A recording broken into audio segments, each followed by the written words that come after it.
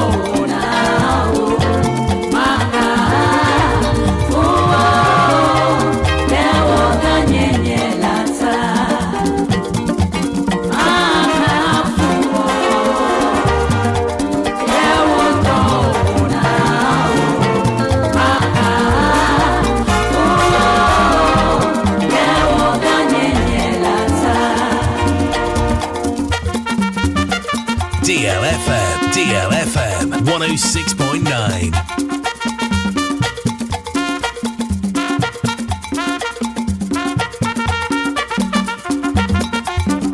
DLFM 106.9.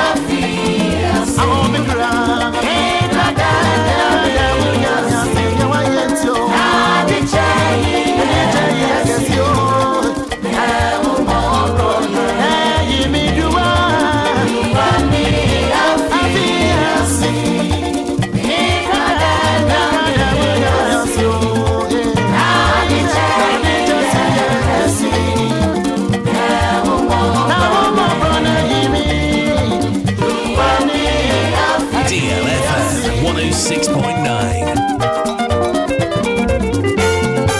DJ Hitman. Oh, hey, turn on door.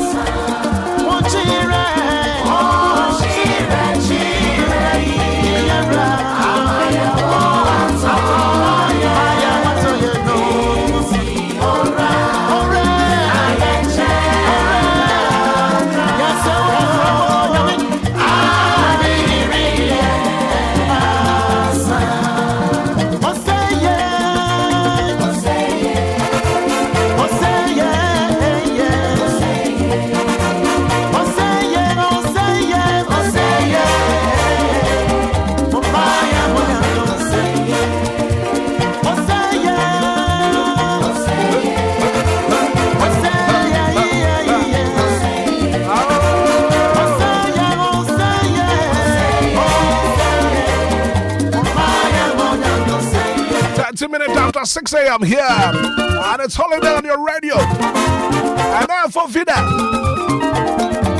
one man conclude Ghana. Kenya in 68 years. I don't pay a nanya kupase.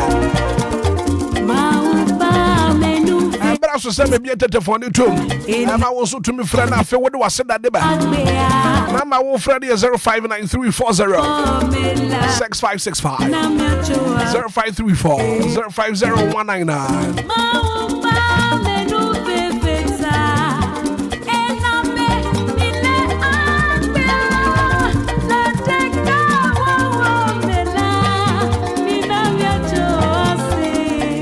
Tana pay Wolfra. Now, for what do I say that? Anidaso Obia, happy holiday. Hello, good morning. Good morning. Me ba Jeffrey say. But FM is a free santo. And I pay your name Yankopase. And I made a Yankopon say. So am I the party and yet yes, near woo. And a prince who are the Africa come about here when I'm cast after Daniel Kennedy. The Dawa Street. When you are mommy, I don't see amen. Amen. Good morning. Me ba Jeffrey say. Your friend Mama will be first as a butcher last. Mama no pay your name Yankopase. Oh, I don't pay the Yankopase, and my own bush. Amen. It's under Yankopase and mad that you born you in the bush. It's under Yankopase, and my dear, you food no more. It's under Yankopase and America. In the bush, and I will use to be Amen. 106.9. Hello, good morning. Good morning, Hitman. Me ba Jeffrey say. Hitman Pache Flemily, you make us a free New Town. And I pay your name Yankopase. And I'll pay Bibi or sorry a cheer. And Kayes Kwan at the Mano. One more boy who by a dirty say for. The sorry, no, but I'm panning secretary. And I do the swim in I who cranda ho. You know, cranda ho, ya some cranda ho, Radia Mabu Bianco shim. Pashe and Swaboy who bind one mother patch. The cousin Udin and Yamankan. I don't see. Amen. Good morning. Good morning, Hitman. Me ba Jeffrey say. I'm doing the Dominica Africa, my 25. And I pay your name Yankopase. Saya terima kasih banyak sama Tuhan Yesus Kristus. Amin. Amen. I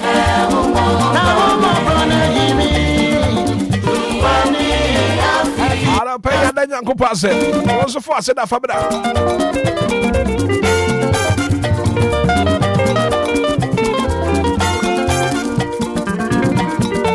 As a Hitman, good morning. I thank God. From August to the coffee time, my community 11.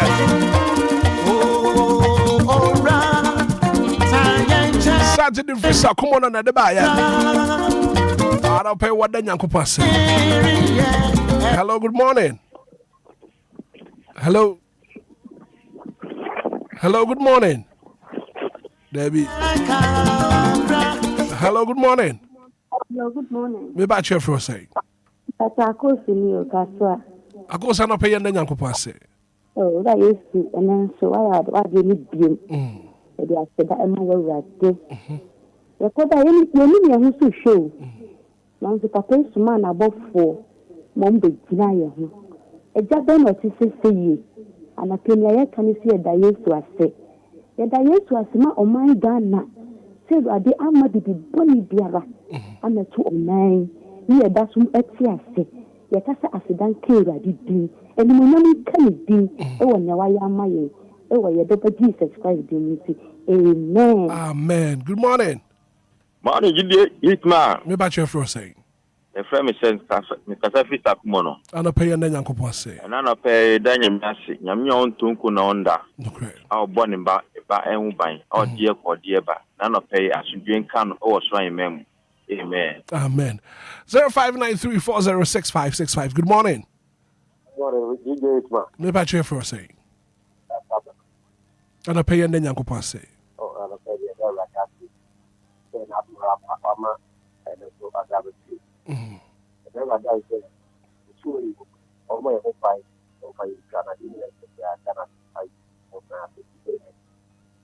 Amen. Good morning. Good morning. Me back here for a so cast a free file. Yes, I'm a one in a time for me. Every. Okay. Oh, why not pay and then Yankopa say? Oh, yeah, then Uncle Fancy. So I boy home by Amadi for the chair. And then my bush. And then me back, I'm a donor. I a flannel. Abna Lumba. Okay. Mate. Yes. Mate. Oh, I know me that's the pastor wants what to me a friend pay 106.9.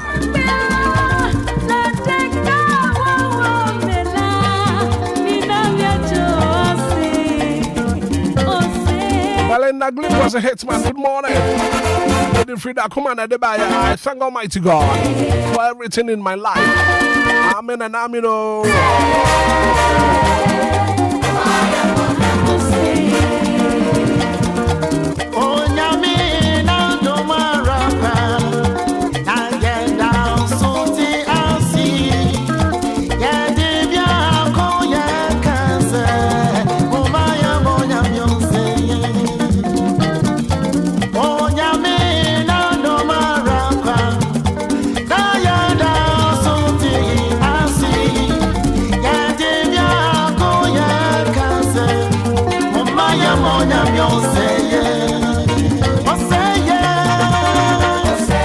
Hello, good morning.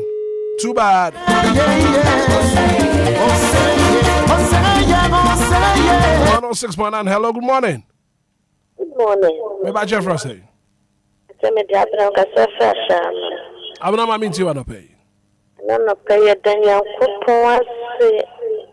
Daniel Coupon, Yamano. As say, little. The Ekaterra say, but the Nasibe. If you know why I'm my near, say a tongue with Jomua and Kayenya Sika and talk.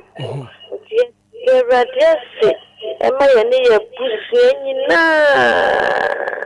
now coupon, almost more Madonna hope buying.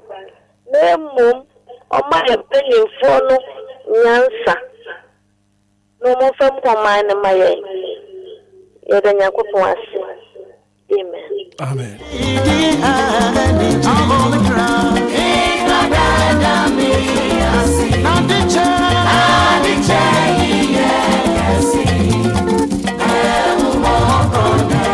Hello, good morning.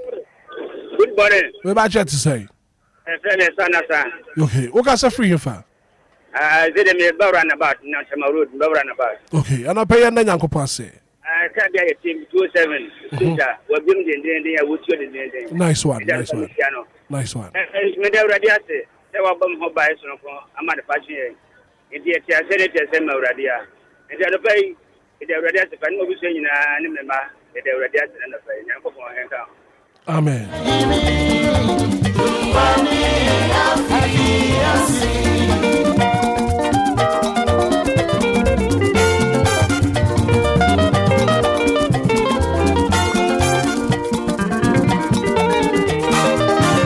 106.9.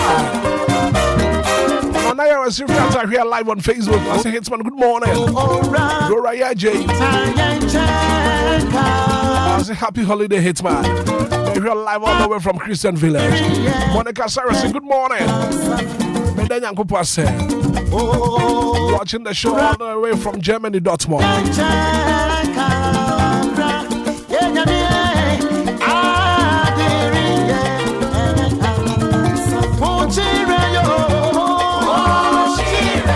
And I do the free instantly going to buy it. I say thank you, Jesus. Amen and amen.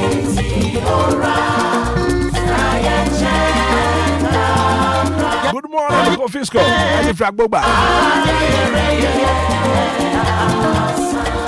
39 minutes after 6. Holiday on your radio.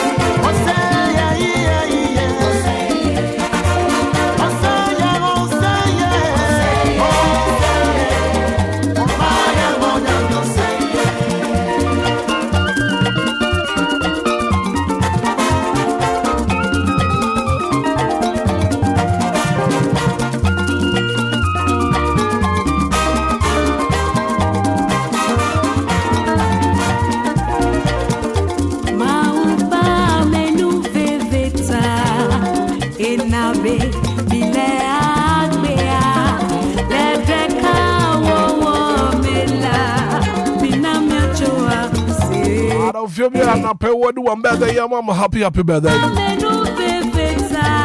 happy birthday and come on, Bridget. Watch your birthday. Happy birthday and come for my Priscilla Nyako. Happy birthday going out to you. Abuaju Doris. I know your birthday. Happy birthday and come for my. And I'm a happy birthday. I drop in the one. Your birthday. Happy birthday going out to you.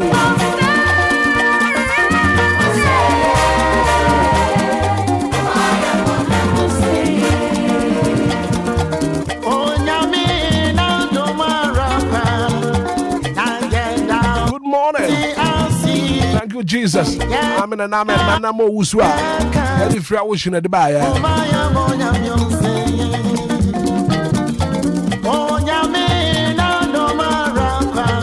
Now we're streaming live on our Facebook page. I took away Facebook page in the store capital DLFM 106.9. Also meant to me a review hall. And then holiday. One man Konkro Ghana. And you're 68 years. Yeah, that young couple say.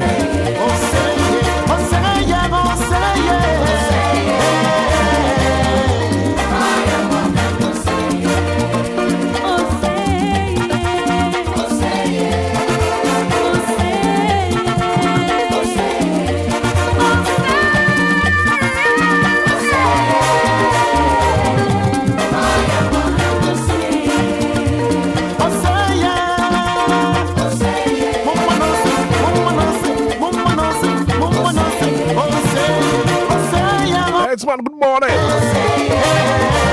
From me, Gina, ready for that come on Circle Station. It's my name, my birthday. It's my birthday today. And a happy birthday, and come on, Gina. I'm going to push you out. One year, okay, see ya.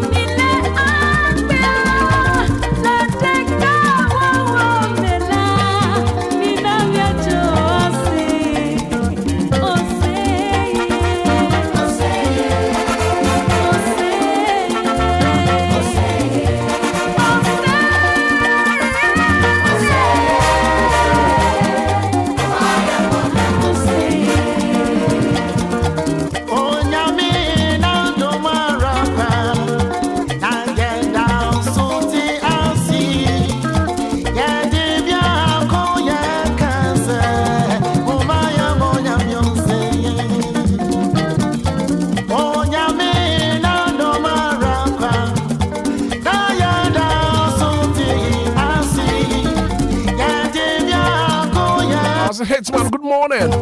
I thank God for my life and that of my family. I also want to thank him through his son Jesus Christ. From Jonathan Obuadia, no when you're me free back. Have a happy holiday. And come on, Bibia.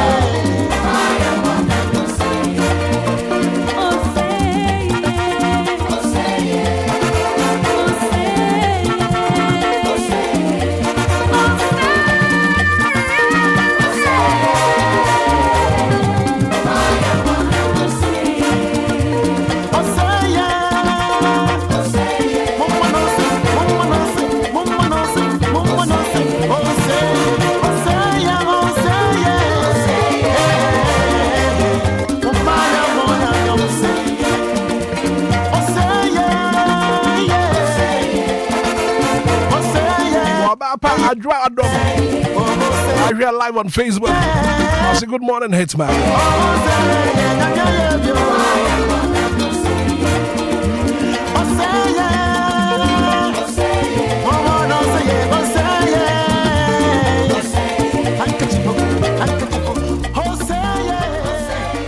.9 going for a quick commercial break here, and that's what home will be a Jumedi and you better so try me. Maybe see ya. Hey, Kwame, at the Wakaboom one, I saw one of Maha, Wanisa, to set the woman about Kwai here. We are dang. Akosia, a woman. Is your menu, and ya come, Pesu Papa no Shumebo, so ne cassing. I no pay them their summer seal. I no pay yan and I means you be an miss your crochet, a friend, Lumba super. In Siono dear, the Efa Nima say Boko, ne so smooth. Kwame in Sion, there was a wunumbi. In Sione, come Lumba super. Lumba super. Mamma country.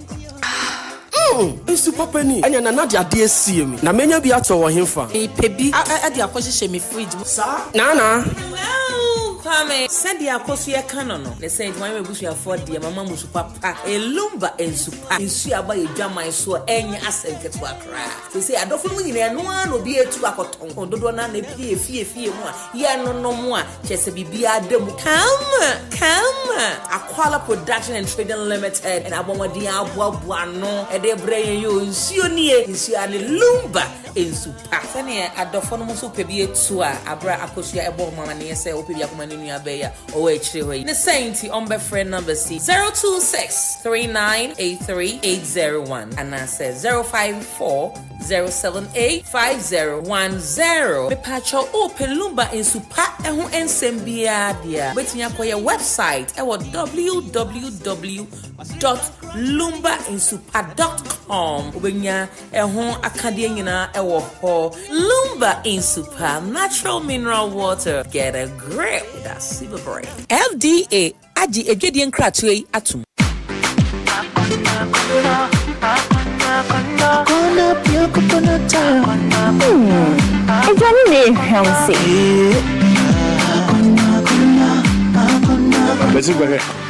Obia Biato, Palace Mall, Property Nina, one crime, and a Little George Health Shop, a waterman.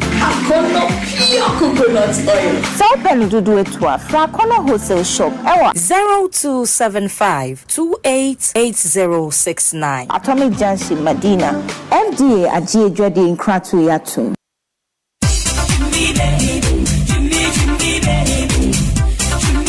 Ghanaian yes Fanina, Media Semper Free DLFM Limited na Media Bremwe. Sanka Winaya, Ranka Wadofo Watu Unsa from Mobile with Jimmy D. Kessiase. You paid see, Mumudi Bucho Manase. Sina Nanki Yeni Kanin, na your free pen drive, and I say CD Siso. Nazo the person would also say a cover with Jimmy D. Mutini, who person went to Unsa from Yusini Kessida de Lumba. Religion and Naso number performing Maudia, and you may pardon. Tadi Lumba, Ebisa, Queen and Natsuho, Samo Penache, Miss Sainty, Ubetinia friend number did this way, no baby back up the Bama, baby Biara will be friend. Say a Ghana ha, a baby party, weddings, a year, baby Biara. So Pastor won't put over what that is a friend, no beba, I'm a mini Ajapa. Friend number did this way 0579284181 and now 0574986818. DL Events Limited.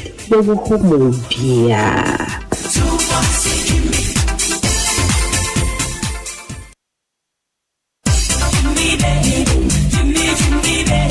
Hello, wonderful people of Ghana.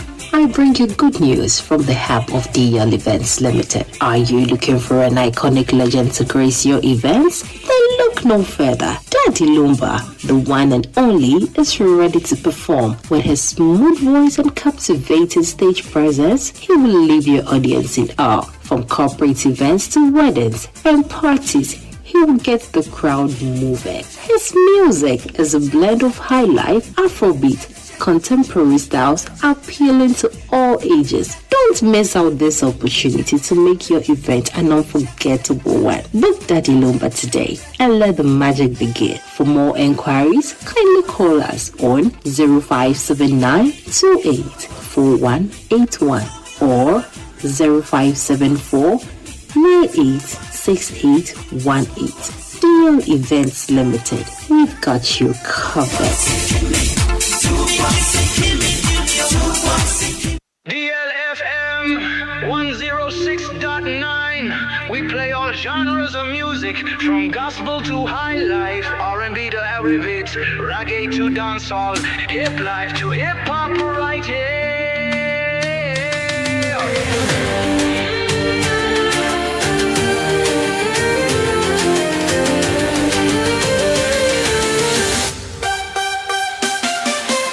DLFM 106.9. We play all genres of music from gospel to high life, R&B to Afrobeats, reggae to dancehall, hip life to hip hop right here. Right here.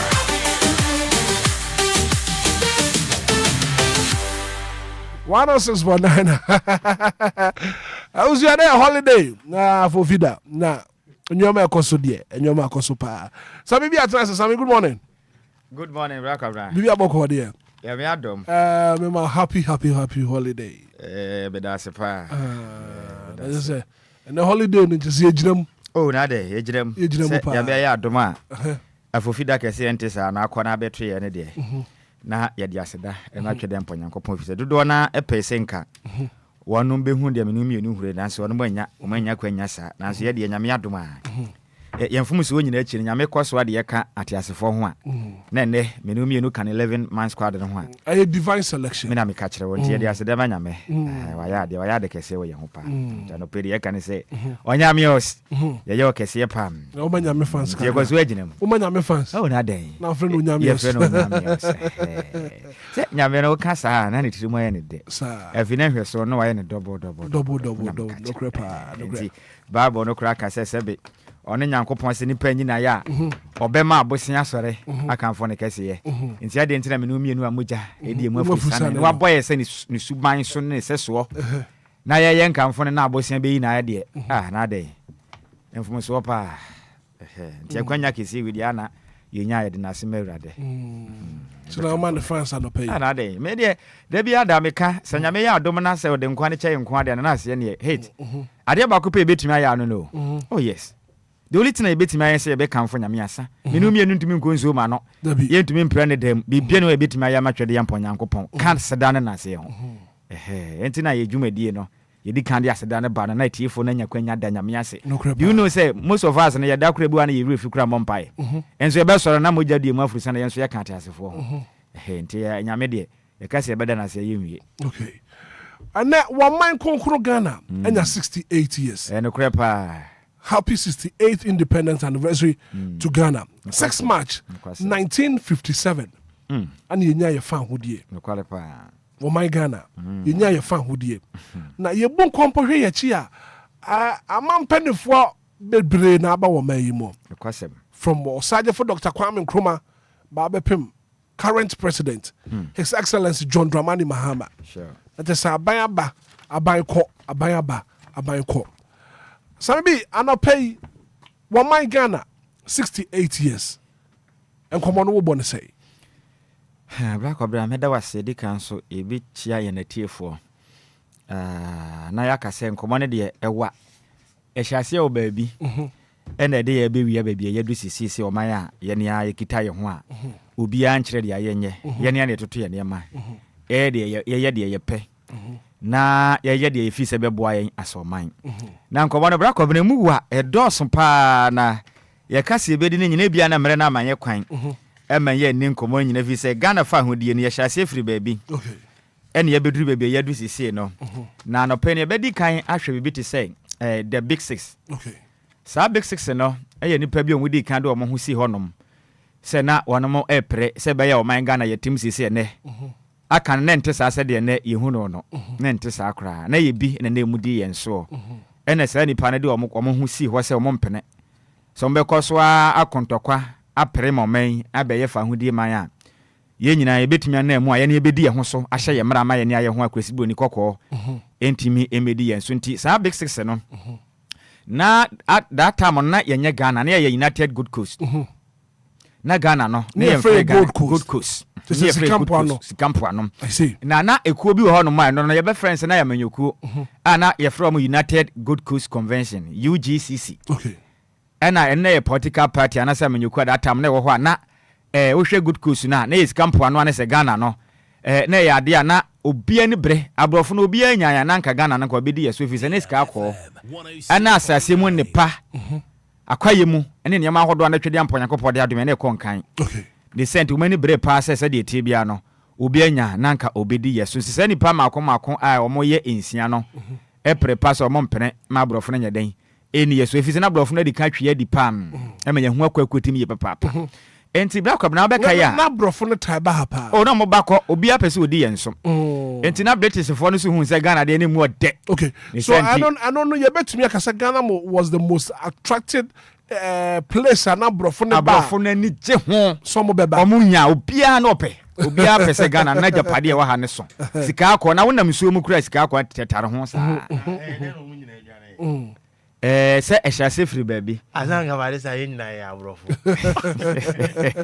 se kwa me nkrumanya fa hudi wi no hu se yaje ye ma de ne ye ne ye ho so njo opa ye mpa mo self government now enti sa be meeting komo no enti wo hwe emfempem do nkro ne ediewotwe aduana nwatwe ma 1948 na o se basa bi ko so ananu ya amko hye ho fa the 1948 route sa basa na ye ko so ne se nipa bi ekokontokwa ewo mra second word word war no course no we are seeing ntokwa na tosum yenu Ghana fo nipa ne bi kan ho kokontokwa na eho behia sai niam bia ye show mo bone se mo de ma wo mo sa compensation na nya de o mo sa kan ye ena mbu fu sa na ma na mo de ye wo mo ntia se enti o mo mpene enti wo hwa sa big six mpeni fo ne kan so mo mpene se Ghana fo bi akokontokwa akopre we are seeing ntokwa na eniam ahodo ye kan se de ma wo mo ne mfa mo ni senti osade fo dokokwa me nkroma di kan e kan ho kirem se de bi ompene now your first ono na your first prime minister and if so first president Eddie Magana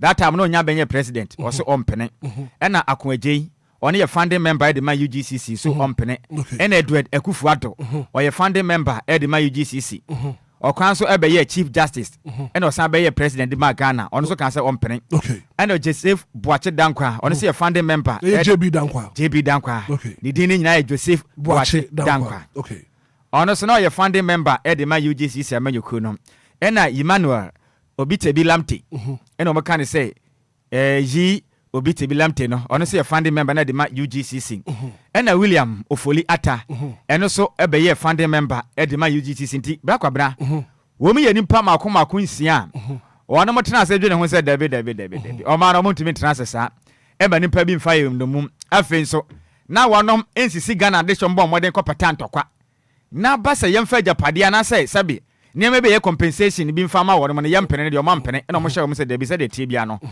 so mo hye ye kire na wonom epre na sa nipa miensa mo kokontokwa na mo nya mo fa hodie no na mo kopre ye e we wiase nyina ntokwa na tosum yenu no sa bo hye de hye wo mo no yemfa ma wonom enti wonom hye dwumadi wo mka kire me se eye dia na das one say boycott of European import niam ahodo bi a na abrofo nde ba Ghana ha no mo kire me se da bia ye dodo enti o mo mpre kra enti emre ba ye se bibifo tena se dwen hunhunu sei niam ahodo abrofo nde ba Ghana no wona mo mpre no na ye 1948 emfempem dunkron eni aduana nwatwem ena Ghana mpanifo no sa big cc etena se dwen hunhunu sei niam ahodo mo di free abrochiri be kra wona mo mpre kra ni senti ediam do to mo ho sei the Association of West African Merchants. The Association of West African Merchants. AWAM. se beboa na ne ma hodo abrofo de ba na montete so omotete so na men ye muntu menjo na enjama hodo omde ba ni nyina eto entumi ente ene kofa basabasa ye ede ba ya omo so monte ase ne ye yenko ni ade kokko so a entimi na mu ano na ehunu se Ghana no emfa so wa hanti na abrofo ne boye se to sesa bi edwie na Ghana fo beka ya edu ba bi 1948 na mum ene yekwanya eye Christianburg eye cross road shooting no ene basabasa ya hodo e koso no na eye ojefo aboseme ne da etoso aduonu emfempem dunkron ene aduanan wotwe eye 20th February 1948 Dr. Kwame Nkrumah ene Dr. JB Dankwa etnase ede enipa hodo nkokontokwa World War II num ene omtenase sinkonwa ka kire omsem sa wonom service benefit ahodo omonsa beka ne ho behia sem empenifo tumi enseka evisa wo hwe eye World War II a ekoso ebani pay eye Palladium cinema nkrapopre matemum omo chemza mompene ema sa de hye ne kokon sa ntokwa no emfa so ese nkomo nsaka no se nipa betrans na brofo e kire mu se ya hye mobo na nso ya hye bo wie ne yempere no omo chemza mompene omo chemza mompene kra ne senti eye Gold Coast eye regiment and afi eye Royal West African Frontier Force no e kire mu se ehu behia se sa ne ma hodo ese omde ma sa Ghana fo nkokon ntokwa no wonom ensa etimie kanisenti Kwame Nkrumah NF JB Dankwa edisi omo eniso so mmode atai Ghana de hye nachi masa enema hodo omo besan bekanti omo mmode hye eye protest ede ba so yenkotwe mumume na mo na sa japade ahodo a omo kasa no be mani pomo mmode eye mienso omo kokon tokwa no wonom ensa entimi enka na Ghana for beka ya na eye February 28 February enfempem eye enkron ene enfempem dunkron ene eye aduanan wotwe eye 28 February 1948 okay ena eye Christianburg cross road shooting no ekoso ba yanka tiefo se time no governor no wo ho eye amrado no wo ho no ya fa ne Sir Gerard Helen Chrissy yes sure ona na wo ho ye bobo banti ye bedu ho ni munyina ye bedu ho ni munyina ona na tie banwa so enti omba modern yes omode eye just petition submitted at the governor. Then governor said, Gerard, Chrissy, no go command say 1 year and crate. Nene ma hold am kasa be ma yene matu ajeje mu nka yen sentimi nye den. Enka. Namla mo de petition na ekono. Ena omu kirem se debi. Sa na montuo na sa ex servicemen no de kono mo ntia se enti no. Ombo ka kire se soja fo so montutuo. Na omonde space sa soja fo no na sa basabese na mo ye no. Etuo ntumi ntwa. Ena mo ye ya sa etututuo na ankoso kram ene kodu baabi no ankasa etutuo pay masa nipa miensa na wonom kopre maja pade ahodo om kasa do be ma wo mo se eye compensation mo saka no de dikan eye sergeant Colinius Frederick Ejete on eye first one the tosim yenu eye private Odate Lamti the do twato okra eye kopra atipu etuo kasa wonom mane kwaya wre hosem ye pam na nipa odi o manim mabasa ne course work rabo proba term eya kan foreign eya European and afin so Asian wanam stores ahodo nyina tuotu ya pebe kunkum ade hye we pe ena Ghana de hye ne bufu ya na mo sen de stores ahodo bi ya abrofo de no ya bia to ho ya luti obi enkofa bi nkofie abrofo stores den abrofo stores no na Ghana for say de ya de aman na nipa kokko na saja ya di nkunima momfa japade ne fa ma ya na mo se mo mpere de a ene ya stores bi ya abrofo de no ya luti ni nyina ya bubumu kabra boba obubu mu nyina za yampere yesese niama ko yiyi abrofo no stores mu niama nyina ko di ne kwa ne efefreze fa makwa ifitoma bo omenya abropam na za sesemu no emaga mpenifo no edesombo no edebo se eye Gilad Grace echirem se ono na hyehye ye ehwe ye masasa be basa ye ko so anipa makoma miensen yekum wa mutugu so ono ma order no se order se ye nsutu e na ono wankasa kura hu se order na anya adwuma no wankasa tutuo no e masa basa ne ye den e ko so enti Ghana mpenifo no to ndin say crazy just say crazy na adwene se be wapodam chere wa abodam na adwene nyekura se nipa ye ya kontokwa na wiase nyina fa hu de ye ko hontokwa na fa japade bo sha de hye fa ma ya wo se wo mpere na watutu akum ye nipa ma na wo fe crazy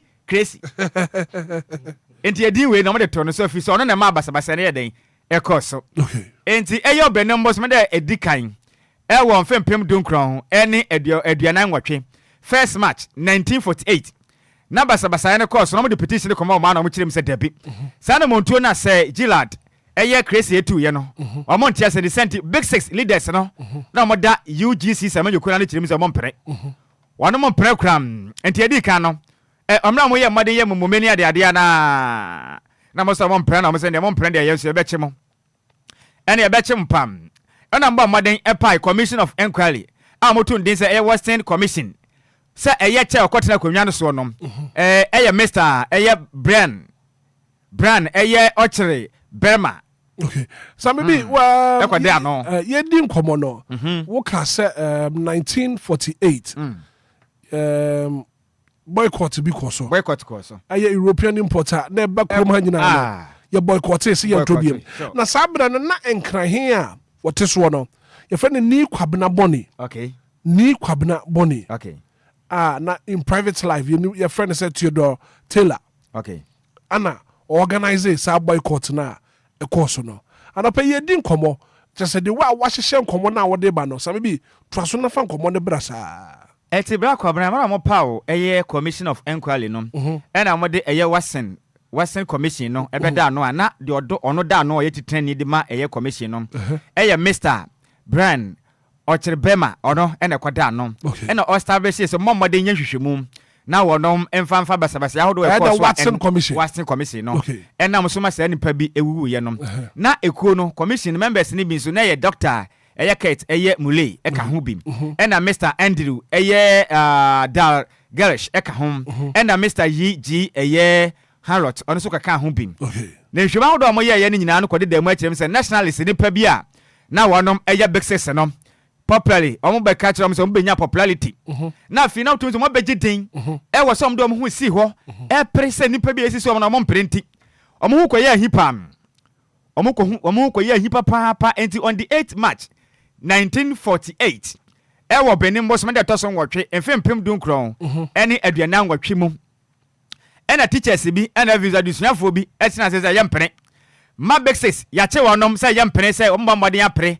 magana nipa bi asabe yesisi wonom fo mu ndomu no yanyo omo fa hodin fa ma omo mpene machi wo mode ene omo mpene ene omo so ye mumu ne sa kire fuyi ene mofra bi koye mumu pam na sa ne ma hodo e course no mu kire mi se kwame nkroma omo mode aso beja no na sa basabasa hodo a omo prefa hodin magana fo ya che wo no omo nya wonom na no ne Dr. Kwame nkroma kire mi se sa wa ya kire a kire fo ni bi ene school fo ni bi koye yenti emla Kwame nkroma mu ja ne pe ade ba ko odi kan ye ni Doctor Osaje for Dr. Kwame Nkrumah di kan ebesi secondary school Ghana ha secondary school Kwame Nkrumah di kan si ye no eye Ghana National College e wo Cape Coast enti Ghana function so Ghana National College eye first secondary school Kwame Nkrumah si ye ne nyina ne say ode Emma e kai akyerɛkyerɛfo ene eye adusuafo mokoye oye kyerɛ e de ta nachi so mo mpene ma abrofo no sabi o mo nche Kwame Nkrumah fa ntu afiase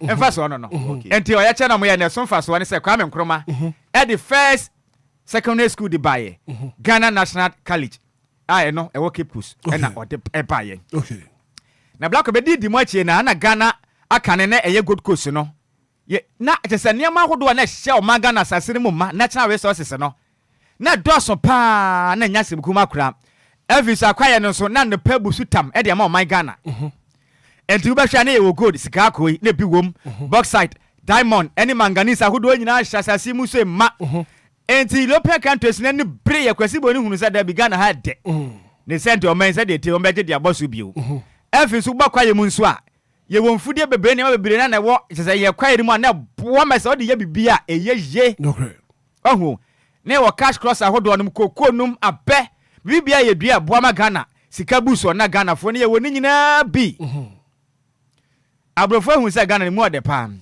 enti o mo mpene kram enti wo baka ya emfempem du nwotwe ne eye aduoson enan 1874 ena British for ebeji o man Ghana no mu aka ni Gold Coast no eye Portuguese efo hu se da bi Ghana mu ode pa enti o mu di kan be setere ye e wo Elmina Gold Coast e wo emfempem eye edunan ene aduowatwe mienum 1482 oda mo hu se Elmina na de Ghana ho de pa no mu di kan ebebo mo sesen ebetra o mai mo pa no be take control ebedi Ghana so na eno na yɛ British Gold Coast no mbedi so sam na after World War II na kyerɛ no ɛna mbɔ modern atena so ehunu sɛ dabi wohwɛ African countries ni bi nso a emu ade pa yɛ bia no bandam na wohwɛ Ghana man na Gold Coast na emu ade pam enti Ghana fo mpanyinfo no bi tena sɛ ehunu sɛ dabi ehu behia pa so ma yɛ team no yɛ fa ho de sɛ betimi akanti United Gold Coast Convention ebo modern ade osomani so sɛ Ghana de independence ne yempo abrofo na bedi de free wo nsɛm nti mo modern ade dwumade bi somani so sɛ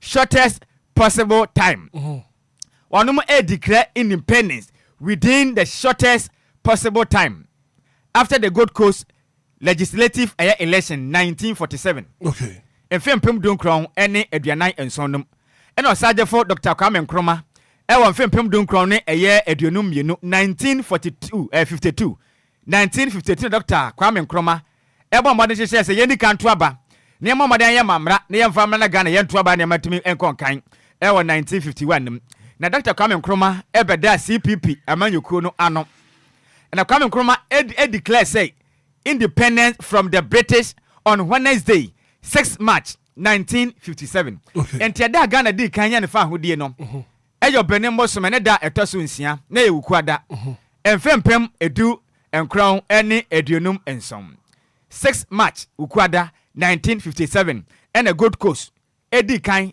ebenya Ghana fa ndi omoto omani din se ne Gold Coast ni asesa no eye Ghana ene ne yenya Ghana na kan ne ye fa ne den Gold Coast sikampo ano ene ne ye fra oman se ye den eye oman Ghana da ye che ne se ne eye Ghana no enti black obra me ye hia se emfem free amampani fa hudu mbedi Ghana so some people kwa amampani fo a omabedi Ghana so no okay but yenko the course on the 6th of March 1957 our polo grounds on them say and the course African in the world that new African is ready to fight his own battle and show that after all the black man is capable of managing his own affairs.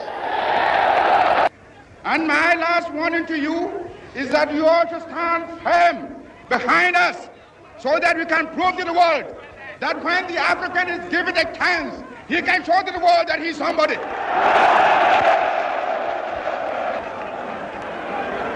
We are waiting. We shall no more go back to sleep anymore. We are going to demonstrate to the world, to the other nations, young as we are, that we are prepared to lay our own foundation. As I said in the assembly just minutes ago, I made it point that we are going to see that we create our own African personality and identity. It's the only way in which we can show the world that we are ready for our own battle. But today, may I call upon you all that at this great day, let us all remember that nothing in the world can be done unless it has the purported support of God. We have done the battle, and we again rededicate ourselves not only in the struggle to emancipate other territories in Africa. Our independence is meaningless unless it is linked up with the total liberation of the African continent. And here, I will ask the band to play the Ghana national anthem.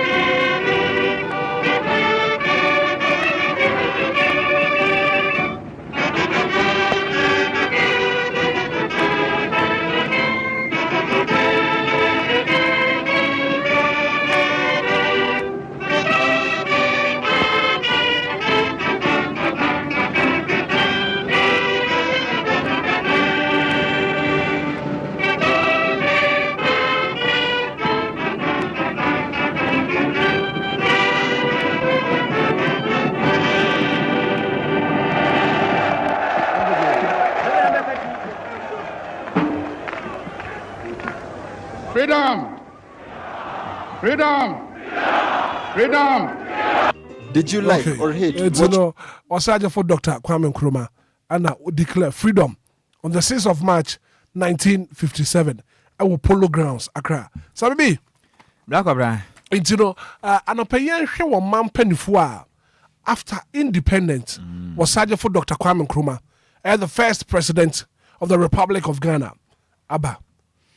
Nti Black Obra yɛn hyɛ aseɛ na wohwɛ list of heads of state na ɛde Ghana no Kwame Nkrumah ɛyɛ ɔpɛ memfa ne sɛ July bɔsɔmɛ no July bɔsɔmɛ no ne de edi kan ɛwɔ ɛyɛ mfempem dunkron ɛne aduosia 1st July 1960 kita wɔn nsa bɔsɔmɛ de edi kan mfempem dunkron ne aduosia no ɛkɔpem ɛyɛ ɔgyefoɔ bɔsɔmɛ de ɛtɔ so aduonu na mfempem dunkron ne aduosia nsia Kwame Nkrumah bɛyɛ ɔman Ghana man panin in the party or the buyer not or that or man no Conventions People's Party CPP and then make us say Ajeta or may you say you who be who botano and fakra and fancy mono Joseph Ankra or buyer ever the four boss man than a tosso at you and nine and fem pum dunkron edu any aduciencia and I was sorry I could yaso a year of Felicio Bosman that tosso immuno and film pim don't crown any educia and crom. Okay, so no or betina so for 3 years. Yes, so 24 February 1966, 2nd April 1969. What the soldier by na by. Okay, so Lieutenant General Joseph Adi Ankra. Sure. And the Dean Lieutenant General Joseph Adi Ankra. Sure. Any what akwesi afrifa. Ono so abaye police obosome no when them say lawyer Frank Kwabena Frifa kasa radio so ne papa ni mpompa and Lieutenant General Kwesi Amankwa Afrifa na president ayebobo wondin na no anope yebu kompo hwe ye chi no ne ye kan won yire no na yesi behind every successful man there is a woman na wasaje for Dr. Kwame Nkrumah na ne yire aye Fatia the din de Helena Ret Fatima. Okay. Fatia. Okay. From Egypt. Okay. Into no. Ose. Yeah. Into no. What done the Chewabumu?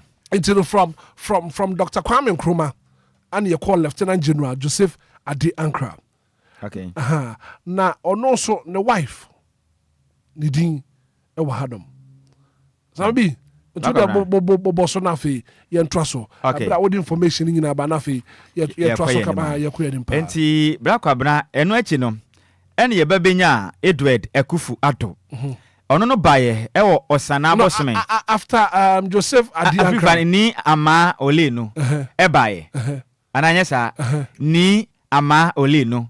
Eba 7th August 1970 to August 31st, 1970. Wow, on bus as independent. Okay, 10 years within just 1 month to be paid. And a quadjeta. And Lieutenant General Kwesi Amankwa Afrifa, the Urania friend Christiana Afrifa. Okay, Christiana Afrifa. And Tinaja said, lawyer, ne mame, Anna, Yantraso. And Yamra Edward Kufuato. On a buyer, Ewo or Sanabo, so many that toss where you are sat back on. And Fempim don't crown near before Edward Akufo-Addo was Dr. Kofi Abrefa-Buzia. Kofi Abrefa-Buzia. Yes. Kofi Abrefa-Buzia. Okay. Sure. So you just have correction. So before Mr. Edward Akufo-Addo was Dr. Kofi Abrefa-Buzia. On I say me ye nama. No, on only a prime minister. Prime minister, yes. So I said me ye in every more. Okay, sure. And the young court na okay, Abrefa-Buzia wa how. Na Edward Akufo-Addo no. Also, on by 31st August 1970. That's what I'm having here. Okay, what the young one woman and the Kofi Abrefa-Buzia also a year 1913. Kwapem 1970. Okay, sure. So no prime minister. So not by before Edward Akufo-Addo. Yes, that's true. That's really true. Okay, the young Ignatius Kutu a champon. Ignatius Kutu a champon. Ono so be piemo Colonel Ignatius Kutu Echampom. Ono so Eddie Soja Ban e bedi Ghana so. No, or chairman. Ono so bedi Ghana so pen. Ewo eye opepombo semene da na toso du miensa. Enfempem du nkro no edie ene edioson mienu. Eye 13th January 1972. Akuya menu. Eni de bibidin kama pa. Ena. Ne yire so de Faustina Champo. Oh, okay.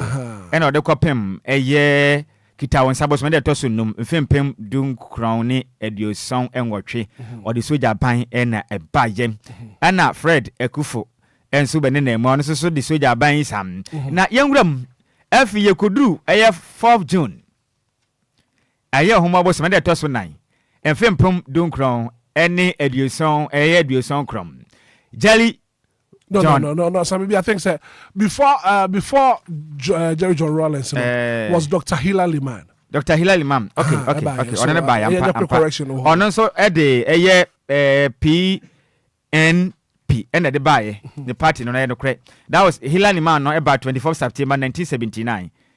And on the can buy before Rawlings. Okay, sure. And what you na Jelly John Rawlings so buy. Na Jelly John Rawlings and so buy no. Honestly, do say Japan and a buyer a bidi or my Ghana so.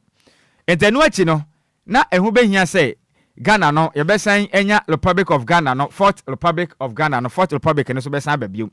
And the Ghana man penny, or no di can do so Japan buy no Jelly John Rawlings no. Or some baby after so day military rule ne buy no. And was some baby. But not so Japan they do Ebia bakwan bebre na baba kwa na Jelly John Rawlings no esa ba bio se soja ba no da sukrem na kwabna du pempenso na Ghana no ye hu ni se de aduro no ye behia kabam ka bi amamuo ye behia kabam ka bi amamuo nti de koba ni se Jelly Rawlings no etna se hu ni se de bi sa na te de ne be ya ye nto aba na ye nya mamra na mamra no embo na Ghana ye hwe no so mfa nto aba enti Ghana fo be ka ya eye opepon bo so me de to so nsom emfempem don kroni aduokron miensa 7 January 1993 ena omudi kan hyehyɛ abato edi kan ena yekokoto aba na Ghana man pende da Jolly John Rawlings no ono na odi National Democratic Congress NDC amanyuko nanim ena yeto aba no odi mu nkonim enti obesom Ghana saa ekopem 2001 ena ofira konwa so 2001 ye 7 January 2001 ena ofira konwa so eno achi ena John Ejekum Kufuor ebe for Magana benwai one eya kane Jelly John Rawlings ekusi akan ena otu no e 2001 ena otu no ena born home de be fa Ghana benwai no so eba no the New Patriotic Party eye NPP no de bae ena so betena kwanwa no so saa ko 2 terms ekopem eye January eye 7 2009 opepa boss me da etoso eye nson fimpim mienu ene nkro no so di frɛ kwanwa no so ena man peni da wanya ne ba bi kro no te kwanwa so aga na edikan owu ye kra e wo man kwanwa so John Atamers ono so be for maga na benwa yi ebetena so na ono no emla John Ejekum Kufuor ne time so ne wakɔ ne sɛ wa 7 second term ti ne hu hia sɛ obetimi akosi akan biom into ono ne baye ewo eye 7 January 2009 no odi nkonim onso be di Ghana benwan so saa ekopem eye kita won sabo so me de to so aduonu 9 enfempem mienu ene dumienum from 7 January 2009 ekopem 24th July 2012 na ode National Democratic Congress eni sama yoku no beda won ma no na bemu wu ede na paka besi na fichire eti ni sete ede ne koye ma ne koye wa hosem ebeda Ghana nyina so eze no achi ena John Mahama Ghana mampanin o mampanin wi on na bedi achinti automatic na obeya Ghana mampanin sa de musa ena esan mo ehu ko hia se yesan to aba e wa 2012 na chiri na ye to aba no ena 7th obetina konwa no so sa from 7 January eye 2013 sa som ya dididi ma kopem 2017 o se ye to aba no 2016 ye to aba wi na se wotena akonwa no so ekopem 2017 first eye January na ofre akonwa no so na yeto emuza basesa bae na Ghana mampeni na adodan kwa Kufuor na 2016 no wini aba no ena ma no so Ghana mampeni dada John Dramani Mahama na mekase wasabe Ghana mampeni bioi esan ede ani sema yokuni bedi Ghana so eno achi na Ghana mampeni na adodan kwa Kufuor ebefa Ghana benwa no eye opepon bosome no ne da etoso ensom emfempem yenu eni dunso no betena konwa no so ekopem emfempem eye edu fempem edu ene aduonu num 2025 odi MPP amayoku na betena benwa no so a ono so ekoye na mekese yato aba e Ghana mampanin John Dramani Mahama asa be Ghana mampanin a mekese ono na calendar no ye Ghana fo ye mampanin na bra kwabra me yenhwe ade we kakra yenhwe ade we ne nyina ne se aba na yato no yato wi a Independence Day no do a celebration no. E kwa so miam yahudo bim. Na yen hye ase mfan free eye 2013. 2013 no. Ghana Independence Day celebration no. E kwa so Independence Square e wa Accra ha sei. Na Assembly Teneda so the team no. Na ye investing in the youth for Ghana's transformation. Okay. Say ya boa na ya hye mebunu no. Na ya boa ma Ghana akwa nanem. Investing in the youth for Ghana's transformation. And about 2014, building a better Ghana. Building a better and prosperous Ghana through patriotism and national unity. Building a better and prosperous Ghana through patriotism and national unity. And also Koso, our Independence Square, Accra. Say Yabuasha Ghana, Papam, Afasu Aboma Ghana, Etimi Ayafe, Nayakra Beshe, and Nam etu Huachaso.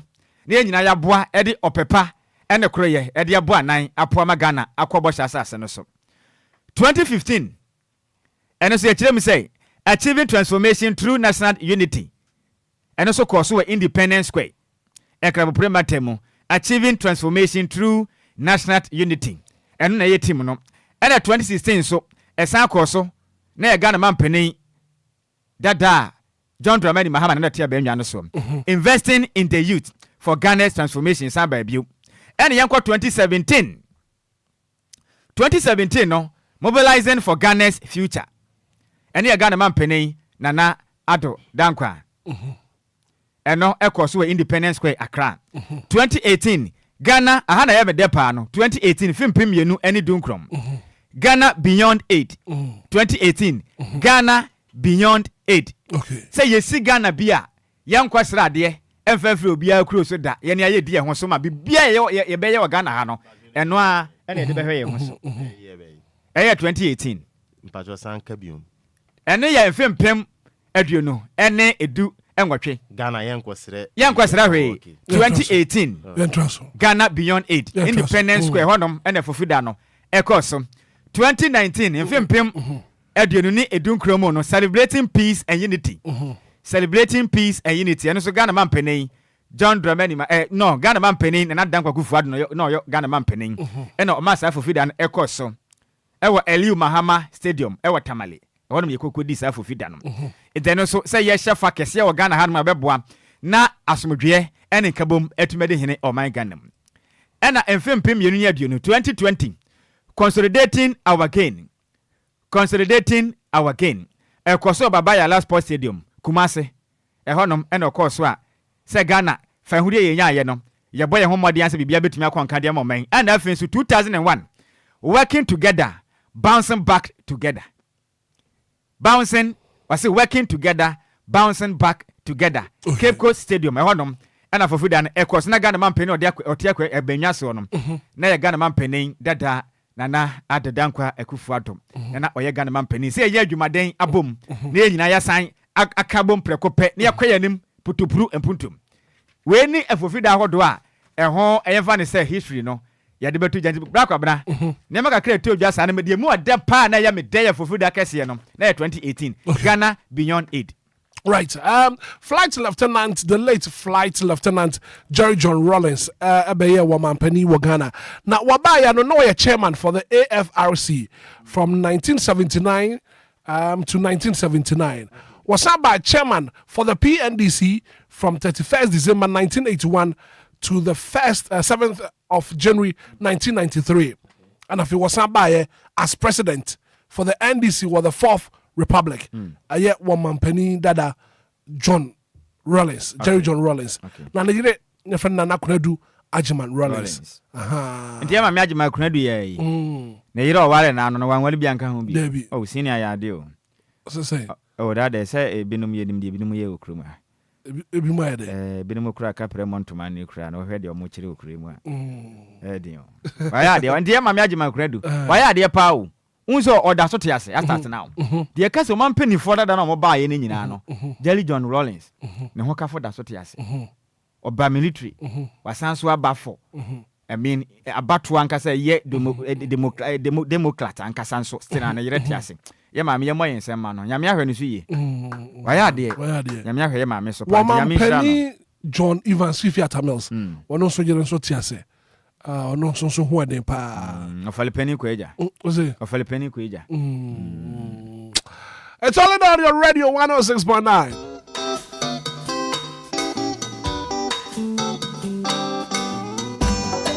Asampaetia Obanyansafo so wo bunuye won kana asem te mafutu sam kakre wa asopeme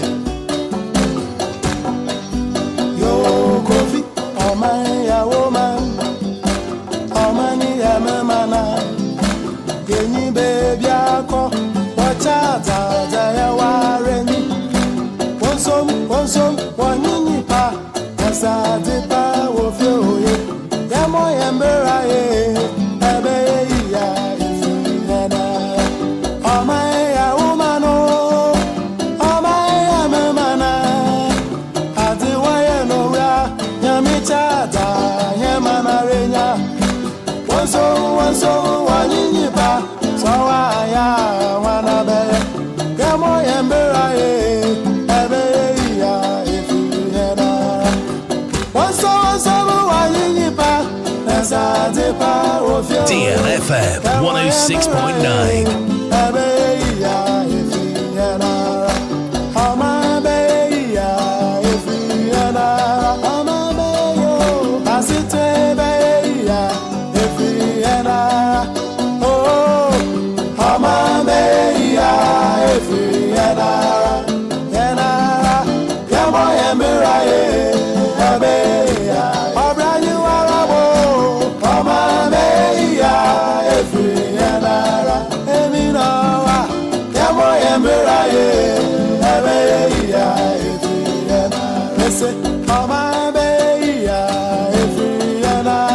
DLFM 106.9.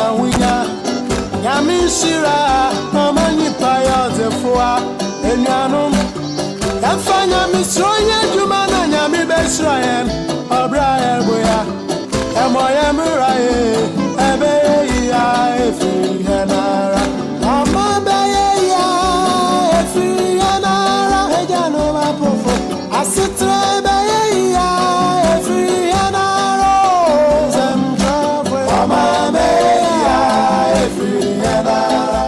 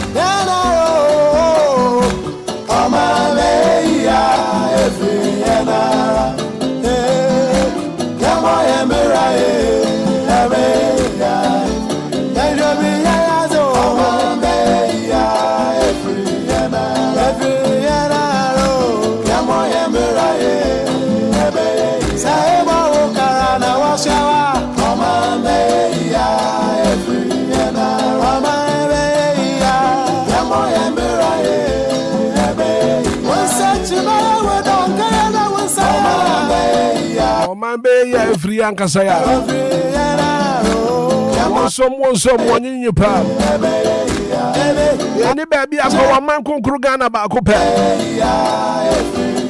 And this one may be yes, any you. Yamaya Braya Sugana Bay you, send you. Ejaya so some be some of baby. Black or Brame Joso. Black or Brave, history kakra ye de agu ho no main efa Ghana bakwasem kakra ye de agu ho yi ene ne yama ebinum ebeye ye na nyame anum nukure ni ɔman ebinom abrɛ pa na empenifo ta aka asɛm sɛ de obrɛ yɛnya ɛne sɛ wohwɛ nipa ne bi a wɔn do wɔn nkwa ɛbɛyɛ agyedeɛ ɛde ma ɔman ɛbɛ pre pa bɛ pre fa hodie de ma Ghana ɛkukuruhwi aseɛ kwa amenkrom edi kan wohwɛ bra papa yi brɛyɛ ɛne the entire big six no pra mo pre ya ne mo akukuruhwi aseɛ ne yɛ chi nipa to afiase ne nyina chi no ogusu agyina na so sɛ da bi ɔman no pɛ sɛ ɔpere na mpuntu ɛden ɛpa ɛyɛ suahunu bi a ɛsɛnka yɛmpanifo ahodo a yɛnsa ka wɔn mo nka ɔmo bu kɔmpɔkɔ ɔmo akyi na wɔn mo dwen ho ehunu bre bi ne mo brɛyɛ ɛde ɔmo mogya mpo ɛbɛyɛ agyedeɛ ma ɔman saa nipa miɛnsa etuo ka ɔmo wu yɛ nyina ne nyina anya hwie o na yɛ Ghana kankro ɛne mpuntu ntira bɛyɛ mi sɛ yɛn ho sɛ nnɛ ɔman no yɛ tim no sisi saa na yɛ kɔ nana ɛyade ba ko a ɛha ɔman saa patriotic na yɛ kan patriotism na nkasa yɛ kan kurom ha no mimi hu sɛ bra kɔbene wɔ ha na di ɔman na bro adeɛ bi a yɛ ɔman ne deɛ no yɛfa ne sɛ ɛnyam papa deɛ ɛnyam maame deɛ enti ɛsɛ yɛ afro nyam na maboka ɛyɛ ɔman no na ne ho akyere na nyam deɛ edu ba bi a mehwere tumi ho na me se so etume fem mogya na nanom no ehwie gu ma yɛn menne ɛdefa ahudeɛ ama ɔman no ɛho behia sɛ ɛbɛkɔ so abɔ ho ban na yɛyi pɛsɛme nkumnya ɛfiri yɛ mu adeɛ baako a na nkamani gye na yɛ medɛ ɛyɛ 2018 sɛ na kofitela ka ho asɛm no wohwɛ tima na da ɛyɛ fofida no so na Ghana Beyond Aid Ghana Beyond Aid Ghana Beyond Aid na Ghana yɛdu baabi a na asɛsɛ na lala su lala yɛfa yɛkora ne yɛbɔtɔ ɛkɔ amansan so kɔ srɛsrɛ sabi ɛkɔ gyegye bibi firi wɔn nkyɛn no na yɛatra Ghana yɛatra asrɛsrɛ adentira wohwɛ ɔbɔ adeɛ wasase mu ne pa brakɔbrɔ de adom yɛ kwa akwaye nyankopɔ de adom yɛ kwa ɛdi enti ɛna yɛhu bɔtɔ ano ɛmfa akora ɛmfa nhyɛ mu ne nyina ne sɛ patriotism no brakɔbrɔ ɛni yɛ mu asoɔman ma ɔmama pa ɛni Ghana ni mu ever since a Rollins no be bia amama mpenifo do besom omen ya yakwafa democracy ba yi eya de papa eboa omen nanso kwa bi so no oman mpuntu awdo ayepe no enam peseme nkumia ade ba kwa ma omen enko nanim titiri ene Ghana Beyond Aid ni yantimi anduru bo hye ne ho no eye pese menkuminya selfishness pese menkuminya oman ya timo no se menku amaye dia menku amedi dia menku amenya no eno ehia Ghana ni ese ne oman no empunto ne dache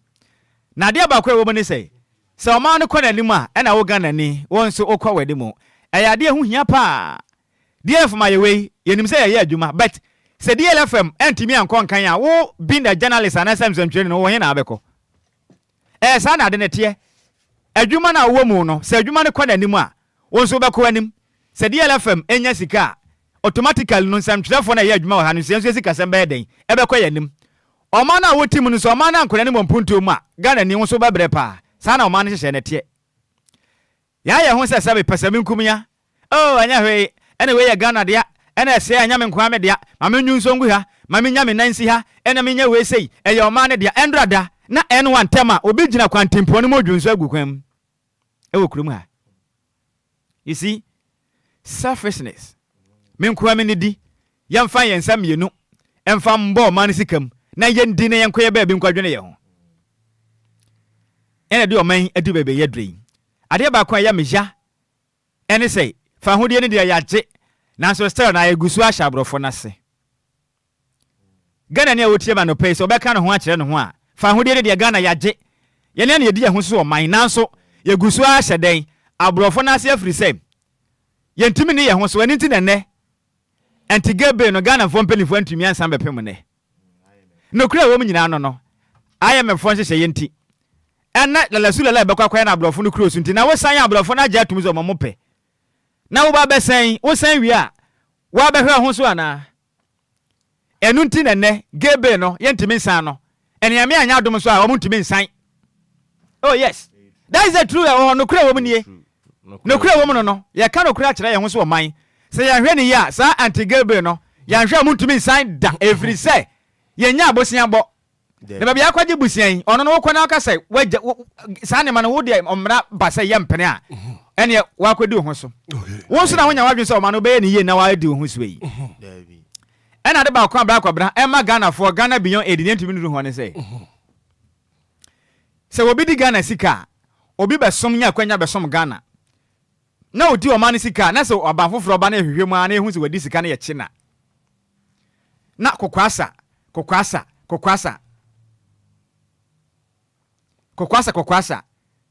na yɛ gya no na ɔkɔ na wafa ne ho adi enti sika o nipa ne bedi ase yɛ kyene de boa Ghana na mpuntu ekɔ na yɛ gya ne free enti yɛ nkyɛndi ade asɛm wa meka ne hyɛ ne nso pa me se yɛ nkyɛndi bɔɔbɔ no kokofu bɔɔbɔ no nya de atuo betwa Ghana mamuom da ɛkɔpɔ mmra yɛ bɛ set example obi adi Ghana sika na yɛ kyɛ no ayire na gye sika na free nsɛm de akotu afiase even life imprisonment bo so on condemn ne nkwa na nyina mpo anka bɛboa okay sasa ne ama na serve as president and farm man dia akwa bra nyem forget sɛ mpunto bɛba sɛ sika wia bɛ ɛso bɛtwa na to ntwa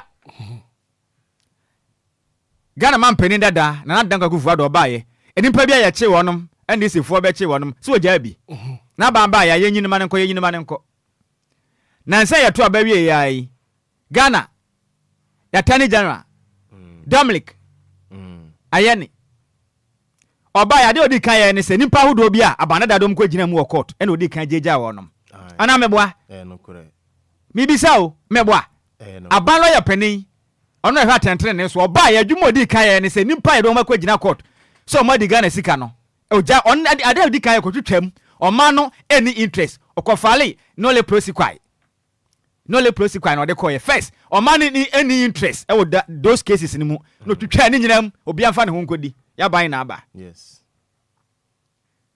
ya fa so money mo ndisi nkwa o mo nyina ya bi MPP be ya bi ndisi so to aso okay enti nipa no bedi Ghana sika ye ntime nche no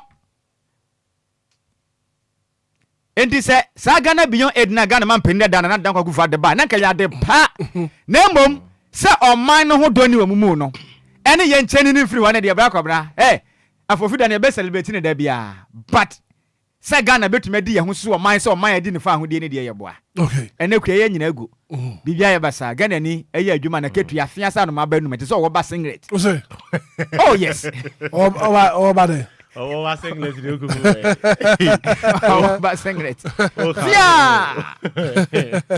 ya wo twetwe de no kra make sure no Ghana ni be ka no kra o ba singlet ya fia na o ba singlet na the boxers ne de kwa na ya kidi me ka wase se Ghana for ne wo twetwe de twetwe ne ya wo twetwe de ye hu ba bi ba no so one day o man ye bedru ho no kasa ni frafo ba kwabla ade ye bedru ho one day we'll get there adi di obedi Ghana sika no ya che no tum na ya gi sika no sante za de ya forget sa no kura wo no na ba we ti we ba pe na wa be ja na kwabla ohia aka Ghana nyina ya kro no bo ye na ya di o man sika nipa ketua bi o ye ntimente no endi ubeze ne wa yeye enye se ne ajapade o bo se ya kwaba de ba na de ne ya firim ye cheni enso ye nche no endi ye ntimi anche ni pantum anje sika na firi ni nsema ma na nkwada afiase ne nkwa na nyina na nyensa na hwade ya bla kwabra nyam forget independence na fi bia do afofi de ne be celebrate but ade ba bia mfiri mu Ghana beyond 80 ya bo samba afya kura na nse abamba ensa bo sana wajibi na nse meboa omu guso anche masa akwaje foforo aba because omani niska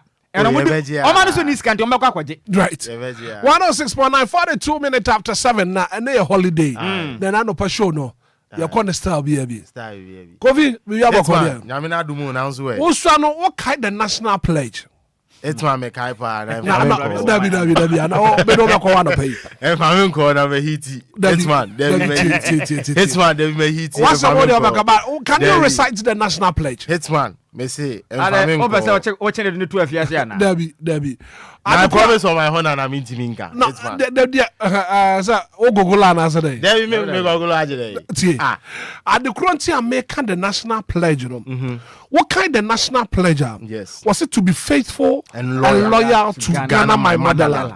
Now I'm asking myself say mpendifo a ye no krefo ebedi wo man yi so ye ma won positions e wo krom ha are they loyal to Ghana our motherland Hitman are they faithful to Ghana aje nyame nanim now ye appointed somebody Sambi, you appointed some penny for ya. Almost swear oath. So bebo one whole body. Abo Ghana so home by pa. Yes, you promise on your honor to be faithful and loyal to Ghana, my motherland. I pledge myself to the service of Ghana with all my strength and with all my heart. I promise to hold in high esteem our heritage won for us through the blood and toil of our fathers. Yempeniphobia wababa bre wa my Ghana ho wodi wo moja ababeko aji wa my Ghana esi hodom. Wasade for Dr. Kwame Nkrumah ene na pamfo ekoye eji fa hodie ma wo my kokoro Ghana. Na mebusa no pay e woni da so mo bia dwumadi so say wona wokuta Ghana musesi a wona wo kura positions are they faithful to Ghana, our motherland? Hitman. Are they loyal to Ghana, our motherland? They be. Now, okay, Ghana National Pledge now was I promise to hold in high esteem our heritage won for us through the blood and toil of our fathers. And I pledge myself in all things to uphold and defend the good name of Ghana. So help me God. So help me God. Do we defend Ghana? Are we faithful to Ghana, our motherland? There be. What be benya position? Na fe akwa koko football bo. Wa twene nuanom ne abusuafo nyina ababa beta ho. Wo benya position na what in the position e bule nkofo. Anapay Ghana nya 68 years. Are we faithful and loyal to Ghana, our motherland? Hitman yenye faithful. Na baby I made the crown so say I pledge myself in all things to uphold and defend the good name of Ghana. Are we upholding the good name of Ghana? There be. Also be faithful and lawyer. Hitman 2013 Independence Square seat match or say investing in the youth for Ghana's transformation. Investing in the youth for Ghana's transformation. 2016 that same team now then by investing in the youth for Ghana's transformation. Hitman, you investing in the youth. Isira, you investing in the youth. Oh why? Or say I promise on my honor to be faithful and loyal to Ghana, my motherland. And will make a statement where say investing in the youth for Ghana's transformation. Investment in Asha. Yeah, they are done red and young. Unim red. Hitman unim red. Unim red. Stop red. Okwabranen e they are done trauma no. Youth na investi wo muno. Onye adwuma nye. E community. Oseme red a e common neme. Nti oti aduane ho otifufu ho ana nanim butufufu ni mu. Investing in the youth. Most of the youth in Ghana are unemployed. Israel Meboa. Oh, back of his sanity. 2013, you say investing in the youth. Anko Siaga. 2016, you say investing in the youth. Anko Siaga. I feel 2018, you say Ghana beyond aid. Youth in the yentime invest o mumu biom. I feel they say yen jiska korabium. Boy like boy on home and send yen ko jiske bia. Enquires la sulala bia. Yanko IMF. Oh ya koye. Say ya koye. Da ho ya kan yentuamwie egusutua. Yentuamwie. Celebrating peace and unity. Now so last year protest and would do a course wa no. Because ye bre. And we are 68 years. We are suffering. Sika Ghana need to be a problem. Because we are living in a country. Mimi nibi. Nelson me to adia. Ye jeme tax. Me so I am mama juma. So me to adia tax I can see it. Tax there. So a Troyan ye jijinia fear the chichiro mine. So you can't Hitman metias you. Intine say ye jije toward the e abo man na e le bomodi na youth ni enye adwuma nye anti no obi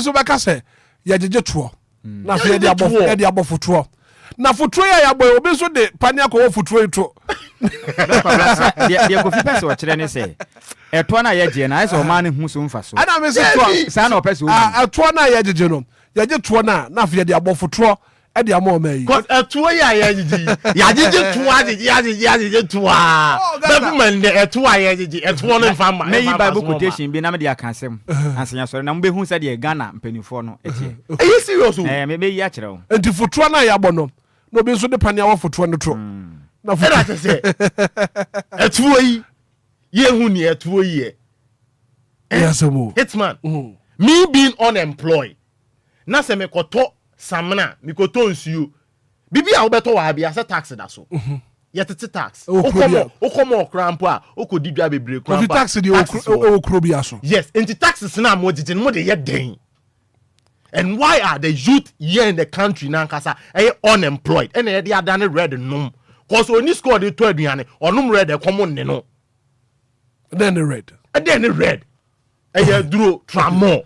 Okay, Sambi black obra brewe enti what kind Luke chapter 11 46 na ma me hwe se menya twi verse no na menkan Luke chapter 11 verses number 46 na menkan se Luke 11:46 yes na Ghana for no ehu asem bia Yankopon asem na kan wa ase na edu ba bia wo hum me hwe Ghana na yetim sisi na me de nyame asem na okan ye no so atoto bi hu a enti me kan Luke chapter 11 verses number 46 no na menkan asem bi wa ase enti bra kwabna o say na okan say mo mrantwerefo nso mo mrantwerefo nso munue se mode ne so a ya yasoa nipa na mo ankasa de mo mfa mo satean mu ba kumpo enka ne so ano sade we nso oyiwa na oka se mo mrantwerefo nso munue se mode ne so a ya yasoa nipa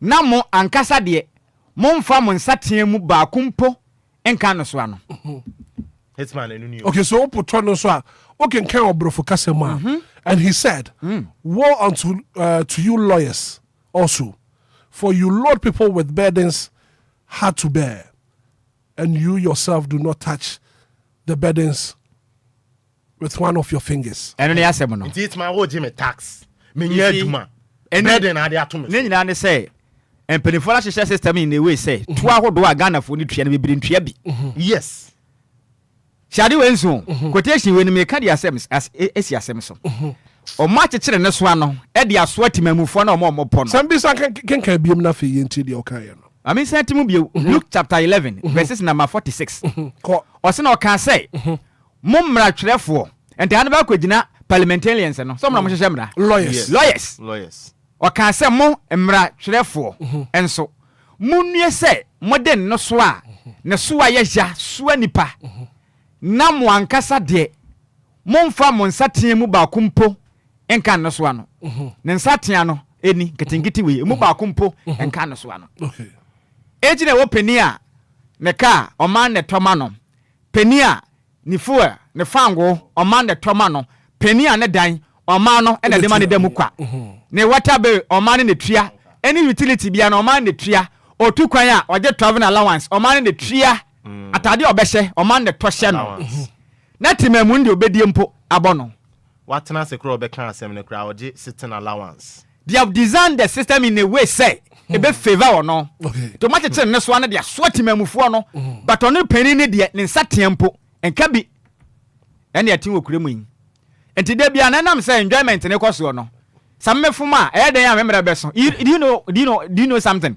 MPP NDC they have become a party bi Ghana for so ho my adwene say o monta kra ne ye pe enti ne wa chae 8 years said e tie bia na obeje mu na mesoma ba enti na ye ncheni na 20 ntwa no wache me amechew oye me ameyew enti ja me na me so me nya na ahonto okay ena omode timamfo ne bocha skele hye ne so me se omode timamfo ne ye den bocha skele sa na omode ye omo wan o man aba omode ye timamfo no bocha skele minima tapa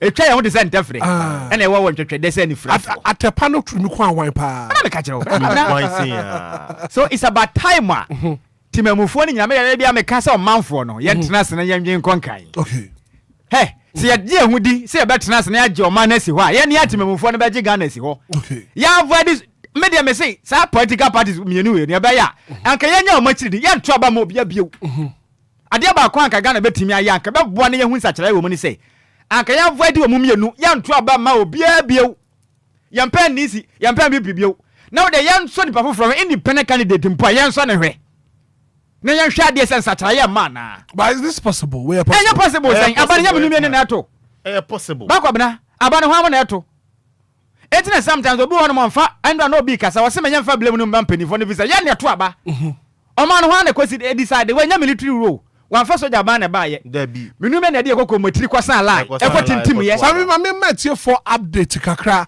afie independence celebration no ankoso Independence Square ekoso Jubilee House ehona celebration no ekoso na yen central for ewo honom ntino pania krato forma ye be metie for ate ewo DLFM ana black abna fi team na da Independent Day ni so celebration no reflect review and reset okay reflect review and reset so we should reflect review and reset Ghana.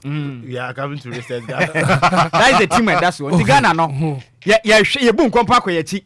Na hwehwemu. Na hye ne fofo. I don't know the triple R. We're reflecting review and reset. Right, so 54 minutes after 7:106.9. Na yebe metie for abem. Na fe wa man konkro Ghana 68 years. Wa ma yebe ye. Ana se nyeye.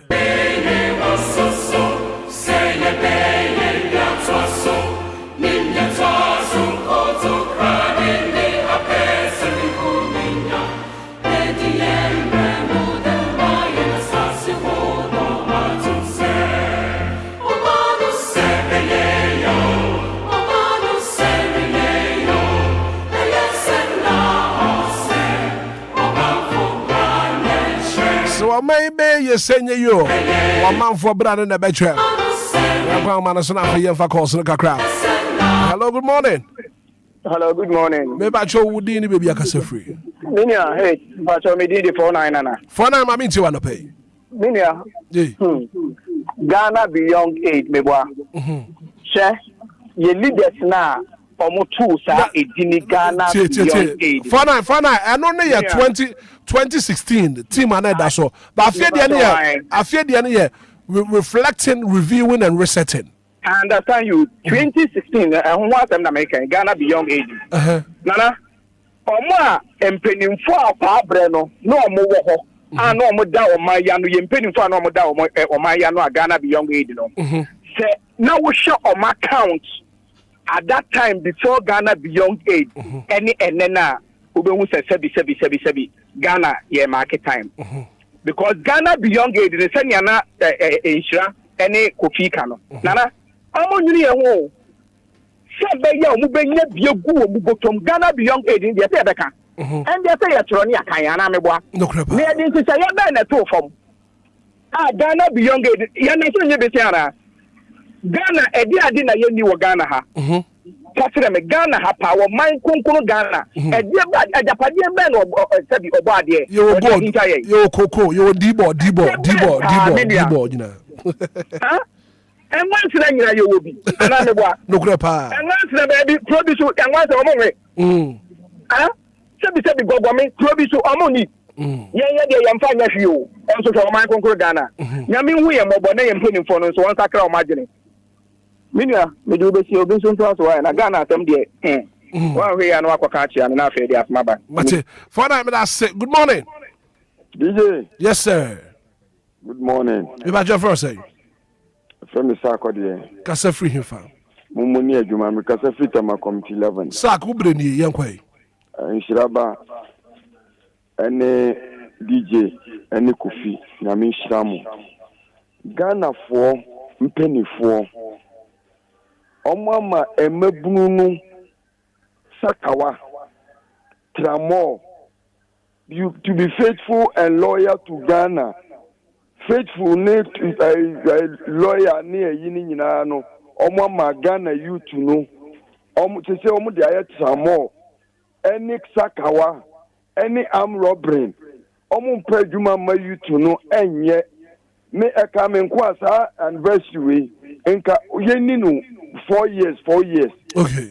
Because almost the bokro no enka 4 years enka joma ama bay odina ene a enka mo ni biom ne obeba biom anaso na betena so biom anu wadi omu di wie ye nsika akro no nko na omu bo ye na nanu biom moja abeji Ghana si ho na mo ba bre omu abre no na mo de boy en kro no mo de boy en kro no mo de boy en kro no enti na Ghana for enon se na misu obehwa DJ enra ne no osu ye no eyemi na misu no won eye ya ena na midisu nyami be chiom kama you can't use this word on the show. Good morning. Good morning. About your first say me de efun ba de sabe de me shemu dance my outside efun ma meet you ofa ebasa na yenketo ye wase de ni kama fo bibia yesi ewurade nyankopon me bonsu fufuru bia amanyo ade ya wabo ba man no se ya hwesu yi na ya se na nyankopon oni hwe obeya mayen obi so obo bi fufuru na nye nko ana da bia bibia nyame bibia nyame ade nyame no waya de na ma wawie enti se wa hwesu yi na se ya nyame ni hwe ka na ni nyina yakoba sa na yenketo na ya wase ye no ene ye bre because asunu mienu nyantokwa wo wire mu a ensensa na ya wase ye no de ye mobo keke. Okay. Mate, Obinso Traso, good morning. Hello, good morning. Me back your first say. Femi mami free as well. Let me see you pay. Me back your ade bi tima adwene. Ye tima adwene say, on say man penny for no. Especially president. Obekana so a physical ye de man no. Ene e ka ye bo no ho. Say do obeba no do abon ibrewi o. Abon ibrewi. Sika de be man travel allowance bi bia ni twia o sako retirement na ya sa hwena ko so be sawu sika de be man abrana o president no ne be say twia kan because me ba hello because wa baba be sumo man Ghana wa be sumo man Ghana si twia ne ka ni twia ne ka bi bia wa ye bi bia ma ko ya sa ja no kwan ya sa every month be say every year be sa ka 3 times. Parliamentarians ni Jessica, omuni Jessica, for ministers, MP, and DC 111. And so everything, even omu JST because you need chamu.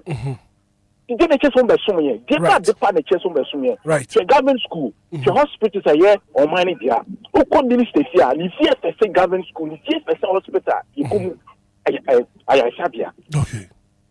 So they don't know, man. Moses, Nakopa Kacha Moses said, a banner the factory. Ebono so only ko boom nyankopɔ ka ena me say wenti masem ti bi bo ni bo sha asade no so se nipa ye bona so wan chin so a better no man etima konanim obanti me konanim mate aso ni ke ko yenti oni bo sha asade so pharmacy ntini bo ne ye say ajiwa ma na ye hwe so am obi o manya konanim ta no ko so ye de ko yanim. Okay, right. So mu ko man no entity lady so mu ko man no o mu di sika. Okay. Right. Pharmacy. Good morning. Good morning. Me ba Jeff Ross. Oh, I'm Saturday tamwa gwa sugra. O sta soma ewia. Ewia na bo ne pu emi. Ogo ni fan erisa. It is yes ye di fahudi. Wo bia wogu fahudi. Ye de be se nyansia. O nyuma bobo so go bia ye wo. Ye sa won soma. Men kata men kane quotation show. Okay, Romans chapter 13. Na kande di body. E ya na siri so pe o wi asi na ataso wo so wo be chata sama yen. O so again when. O ko ka so wo bafu. Ki ni ba bro. Ka isen so fu bro mo bre. Ka ye so fu mu nyeskasi obia wa ataso so. E ba mo ya mo man mo si parliament. O so ye na ko so. Ataso wo so wo we. Ola e so bi so gwa segwa ya maka 4 years. O si tax wo ho anya o ta quotation e wo discharge mu won o ma e wo ma na ka to boni o timi ni NT the whole NTN in setting a bread wo ta so no bo to ko we get so evidence kwa ti ni unye ko tino 2 years ni adin na wo cash na ye duo mu na in setting to hit ka na for na so. Okay, right. Mate pharmacy would do a very final call and afi ya sorry so na ya call Father Abraham Asuye. Good morning. Good morning. Bache Frose. Good morning, Hitman. Morovia ni sema. Morovia mami ti wa no pay. Hitman. Yes sir. Me pause wo he. Abrabona ye boy. ama mo fa money into president biasu pa ucho mo suma dade na adwuma mo nyina mo tibe onti amukayi na mo fa mo fie ni mo asase ni mo ma to awon beso na se MPP NDC yesi ye ni ma won se na nsira aka se esanse sika no wo mo nti se ye besu aba no mo diskana ma wo mabusia ene wo ma ene wo na kofo no me fie bukrom eti ne be yi biara ye besu ama wo but what you here because one na sika no wo enti mpanyifo amutu wo mo di no mo kra mutu wo se mo su mo man no mo amutu we kada mo kan mo su o man no ana mo tu kwan ni e ma malawan ni e ma mo se ni e fa afra no se mo su ani nti ana o man no na mo su we na mo su o man no because ni e bi yi ama o man no na mo ka okay what you say mo wi ati ka mo pay ana mo di onu etile mo su o man mo ka sempa etile o man ma no na so mo ba ke Pharmacy. Sira ka se mayen tu ma o man ye beti na ejira sa na so enye da Mate. Nyakopo insha wonso. Ye hwe na fe ye wrap up. Sabi ye breniti ye ko Father Abraham aso so quick one. And na your holiday nti ye bonu buga na so. No anu nti bra kwabra de be kan se tiefo ne be da o ma se. Na mi nhira wo no se bre no. O mo radio na egusu da DLFM 106.9. Na me sori so no ye be sere o ma na ye nyina ye man. Okay. Seminu mienu nyina ate ye ho ase. So o man ba pa na ye do o ma no ho do hye yakoma mu a. Ebetumi ase so o ma no na politicians nti o mba bi. Se ye ne to aba. Enti ye yanwinu kwa akiri. Ne yanwinu o ba no ho kane. Ensena manyoku ni hwede magana. De adwene o ma no ho yi na se ye de adwene pa edi Ghana na chi a. I'm sure say enche bia na Ghana na betumi asesa true ye ne mu bia ye pese ye de ye ho esi ho ma o man no. Okay. Right. Kofi, yakwa. Nyame shiro bia otie bia on tunu nkwa dem adwuma bi oye bia enkoso na o man no mum de ese ya kan hunu se adwuma wo so ye no ebesei. Okay. What you say? Ne akola yi kan na me kan esisu. Se Ghana ye yi a yesu ye be de ye be didi. O se ebedi ya na ebedidi. This is comedy. Bra. O se ebedidi. Se o man ye ya obia ho to no. Nti obia bedidi. Wo ye ya se obedidi. Obedidi. Se obedidi peche. Peche. Zanya sanso de akwa. Obedi wakono de. Se koko na se uto 10 series akwa abeto be. Obedi wakono de. Na wato se ohia tua kono de. Ohia tua kono de. Se ka o sika se one time. Well, thank you so much for being part of the show. You're from the Hitman. Enjoy your holiday. You're caught Father Abraham. So, now, my members of Father Abraham said, products no much me restock biana. So, my catch was a restock. Amount for air to talk ankasa. Amount for air to talk. Me say, Obeko airport to Honum. Nanka, when ye ni bia kwasha amount for bag mua. Amount for award spiritual soap, Ekuko UK, US, Canada, Germany, Nadia. Then Kabeka say, hey. Na metegana hana amount eba beji for the spiritual soap ye kwa manone ko yusu wo det na hwe enye wo ho ntem na meji bi nko yusu se wo ye adwuma wo ye obi adwuma wankasa wadwuma wo ma ebia na osoda ya enye papa abusia ebia na abefo hawadwen efia wutim area wutim adwuma